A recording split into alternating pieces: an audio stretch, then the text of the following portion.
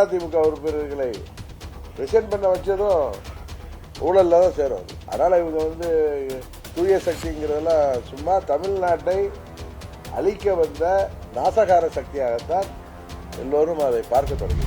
அவர் அண்ணன் டிடிவிக்கு எல்லாமே புரிஞ்சாலும் அவர் காலத்துக்கு இருக்காப்புல இந்த தண்ணி போகிற மாதிரி அவர் வந்து ஒவ்வொரு சைடும் அவர் வளைஞ்சு நெஞ்சு போவார். இன்னைக்கு அவருக்கு வேறு வழியே இல்லை. மதுரையில் ஒருத்தர் இருக்கார் நிர்மல்குமார் வந்து ஏதாவது உடனே எல்லாம் அரசியல் விட்டு போகிறாரு.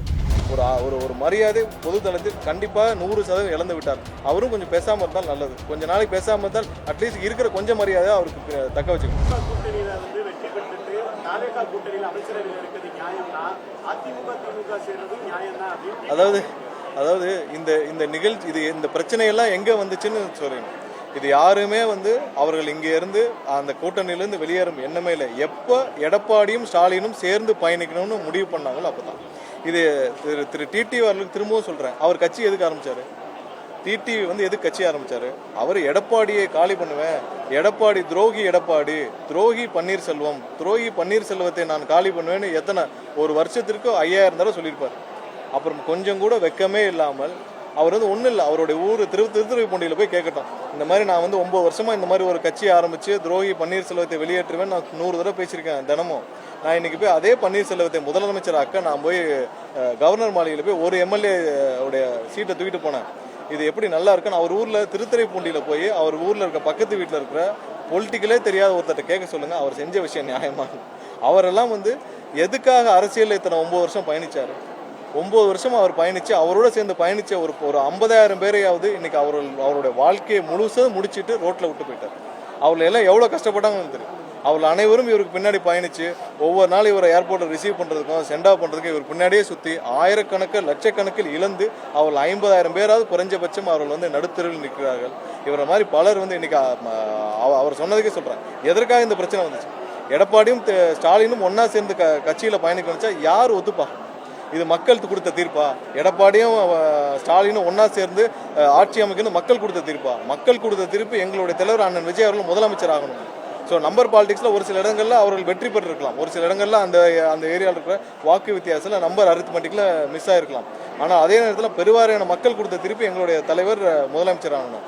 ஸோ அதற்காக இவங்க 2 பேரும் அதை மக்களை ஏமாற்றும் விதமாக நடந்து கொண்டால் அவர்கள் கூட்டணியிலிருந்து நேர்மையாக நியாயமாக பயணிக்க விரும்பும் எந்த கட்சியும் அவர்களோட பயணிக்க முடியாது. இதுதான் ஒரே பிரச்சனை. அவங்க 2 பேரும் இதை வந்து அவங்களே மறுத்து சொல்ல முடியல.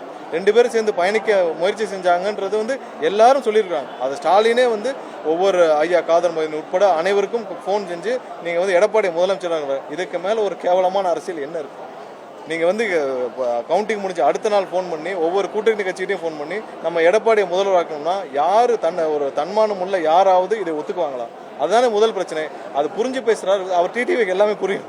அவர் அண்ணன் டிடிவிக்கு எல்லாமே புரிஞ்சாலும் அவர் காலத்துக்கு இருக்காப்புல இந்த தண்ணி போகிற மாதிரி அவர் வந்து ஒவ்வொரு சைடும் அவர் வளைஞ்சு நெஞ்சு போவார். இன்னைக்கு அவருக்கு வேறு வழியே இல்லை. கட்சியிலையும் பயணிக்க முடியல. அவருடைய போதாத காலம் திரு யாரை துரோகின்னு யாருக்காக கட்சி ஆரம்பிச்சாலும் அந்த எடப்பாடியை முதல்வராக்குறேன்னு இப்போ கவர்னர் மாளிகை நின்னாரு. அதற்கு மேலே அவருக்கான ஒரு மரியாதை பொதுத்தளத்தில் கண்டிப்பாக 100% இழந்து விட்டார். அவரும் கொஞ்சம் பேசாமல் இருந்தால் நல்லது. கொஞ்ச நாளைக்கு பேசாமல் இருந்தால் அட்லீஸ்ட் இருக்கிற கொஞ்சம் மரியாதை அவருக்கு தக்க வச்சுக்கலாம்.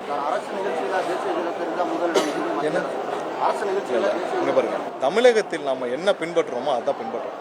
தமிழகத்தில் நம்ம என்ன பின்பற்ற போகிறோமோ, ஏன் இதே நேரத்தில் குஜராத்தில் மன்னிக்கணும் வெஸ்ட் பெங்காலில் அவங்களுடைய பதவியேற்பு விழாவில் வெஸ்ட் பெங்காலுடைய அவங்களுடைய பாடல் தானே முதலில் ஒழிக்கப்பட்டது. அப்போ என்ன ஆச்சு? சரி, தமிழகத்தில் நமக்கு ஒரு வழிகாட்டுதல் இருக்குது. தமிழக நிகழ்ச்சிகளில் நம்ம இப்படி தான் செய்வோம். அதில் எந்த மாற்று கருத்தும் கிடையாது. நம்ம வந்து தமிழ் தாய் வாழ்த்து தான் முதலில் பாடப்படும். அதற்கு அப்போ தான் மாத்திரம் எல்லாம்